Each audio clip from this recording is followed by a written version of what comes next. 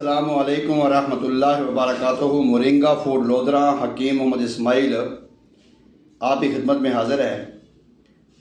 ناظرین، ہمارے معاشرے میں نو مولود بچے، معصوم بچے بے شمار بیماریوں کا شکار ہوتے ہیں۔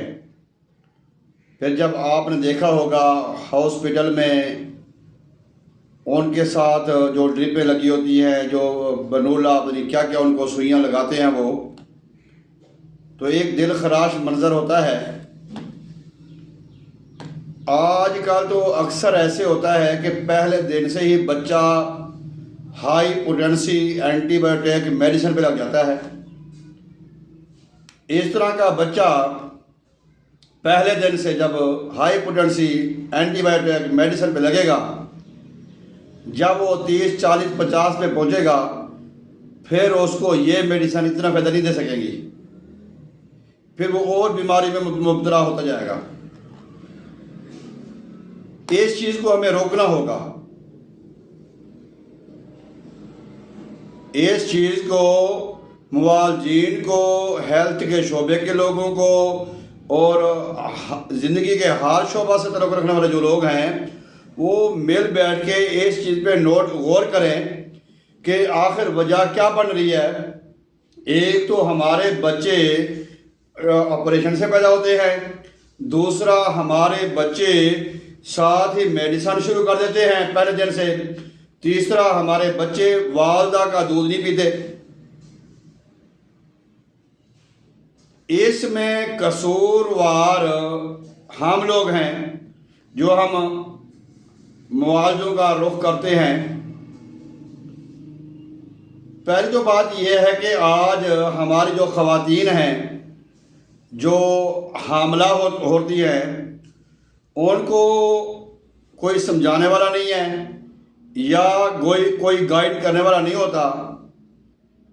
ایک چیز ذہن میں بیٹھی ہوئی ہے کہ بس 9 مہینے کے بعد، 8 مہینے کے بعد یا اتنے عرصے کے بعد آپریشن کروائیں گے، بچہ پیدا کریں گے، بس۔ یعنی کہ نارمل ڈلیوری کا تو کنسیپٹ ہی ختم ہوتا جا رہا ہے۔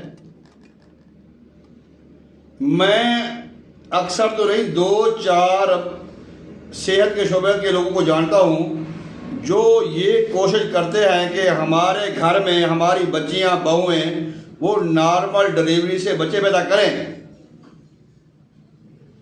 اور جو لوگوں کے بچے آتے ہیں وہ آپریشن سے پیدا ہوں۔ اس چیز کو ہمیں روکنا ہوگا۔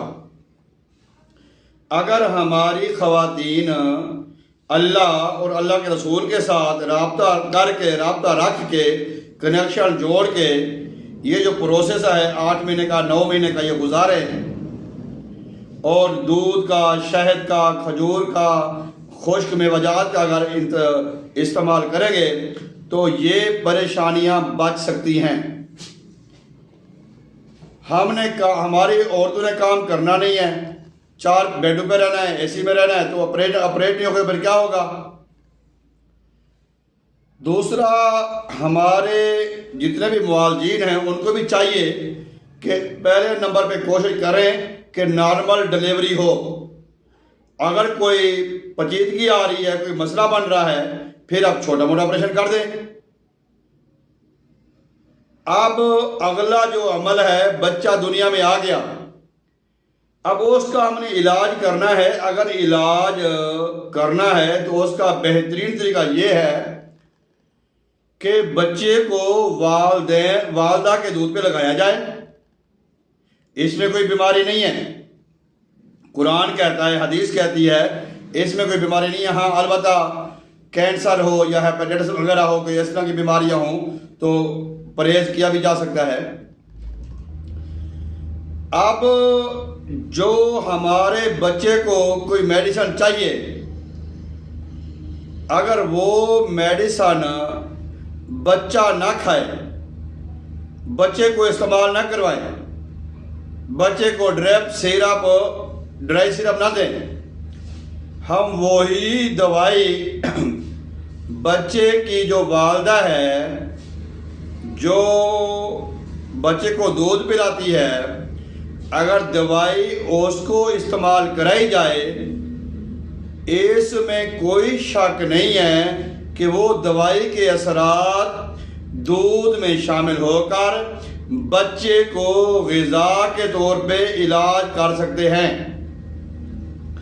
آپ نے اکثر دیکھا ہوگا، سنا ہوگا کہ والدہ اگر کوئی چیز سخت کھا لے تو بچے کو موشن لگ جاتے ہیں، بچہ بیمار ہو جاتا ہے۔ اسی طرح حکما سے بھی میں یہی گزارش کروں گا، اور جو متعلقہ لوگ ہیں ان سے بھی یہی ریکویسٹ کروں گا کہ جو بچہ بیمار ہے، بچے کی بیماری کی تشخیص کے بعد جو اس کو ہم نے دوائی دینی ہے وہ اس کی والدہ کے ذریعے دی جائے۔ والدہ کو یہ نہیں کہ والدہ کو کہیں کہ یہ بچے کو کھلا دے، نہیں، ہم وہ دوائی والدہ کو استعمال کروائیں، وہ دوائی والدہ استعمال کرے، وہ دوائی کے اثرات خون میں شامل ہو کر دودھ میں شامل ہوں گے، بچے کو دودھ بھی ملے گا، بچہ اس دودھ سے ٹھیک ہوگا۔ اور اس علاج کو چائنا میں اور دیگر ترقی یافتہ ممالک میں کیا جا رہا ہے۔ ہمارے ہاں یہ پتہ نہیں کیا سلسلہ چل پڑا ہے کہ بچے کو ڈرپیں لگاؤ، برنولا لگاؤ، کینولا لگاؤ، یہ ڈرپ لگاؤ، دودھ استعمال نہ کراؤ۔ کیوں بھائی؟ جب ماں کے دودھ میں شفا اللہ نے رکھی ہے، حکم ہے 2.5 سال پلانے کا، کیا وجہ بنی؟ میں نے پہلے عرض کیا ہے، کوئی سخت خطرناک بیماریاں ہیں، کینسر ہے یا کوئی اور کوئی موذی مرض ہے، پھر ہم کوشش کریں دودھ نہ پلائیں۔ اب تو اکثر ایسے ہی کیا جاتا ہے کہ وہ جو علاج ہے وہ ہم علاج پہلے دن سے بچے کو دوائی پہ لگا دیتے ہیں، اور علاج کے ساتھ ہم وہ جو دودھ ہے وہ ہم روک دیتے ہیں۔ وہ جو والدہ دودھ نہ پلائے بچے کو، بجائے خشک دودھ استعمال کرے، جس سے بیماریاں زیادہ پیدا ہوتی ہیں۔ لہٰذا اپنے جو بیمار لوگ ہیں ان کا آپ علاج کریں، آپ ان کی والدوں کو دوائی استعمال کروائیں، ان کی والدہ دوائی استعمال کرے، اور ان کی والدہ دوائی استعمال کرنے کے بعد بچے کو جب دودھ پلائے گی تو اس بچے کو فائدہ ہوگا، 100% نہ ہو، 50% ہوگا، 75% فائدہ ہوگا۔ اس کے بعد اگر کوئی مسئلہ، کوئی پریشانی ہے بھی صحیح، تو شہد کے ذریعے ہم بے شمار بیماریوں کا علاج کر سکتے ہیں، اور نیچرل میڈیسن ہیں اس کے ذریعے ہم علاج کر سکتے ہیں۔ خدا را اپنے آنے والے کل کو بچائے۔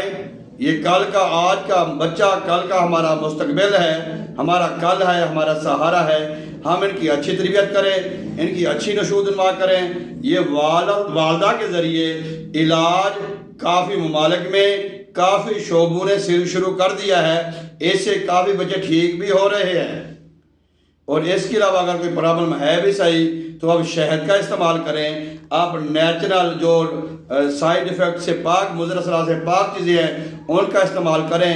اللہ کے ساتھ، اللہ کے رسول کے ساتھ اپنا رشتہ جاری رکھیں، اور دم درود کے ذریعے بھی علاج کرائیں، قرآن تھراپی کے ذریعے علاج کرائیں، صدقہ خیرات دے کے علاج کرائیں، تو ہم بڑی سے بڑی پریشانی سے بچ سکتے ہیں۔ امید ہے کہ یہ چھوٹی سی ناقص سی رائے آپ کو پسند آئی ہوگی۔ اگر آپ ہمارے چینل پر نئے ہیں تو ہمارے چینل کو سبسکرائب کریں، ساتھ ہی بیل آئیکن کو دبا دیں تاکہ ہماری نئی ہر آنے والی ویڈیو آپ کو وقت پہ مل سکے۔ اسی کے ساتھ اجازت دیجیے، اللہ حافظ۔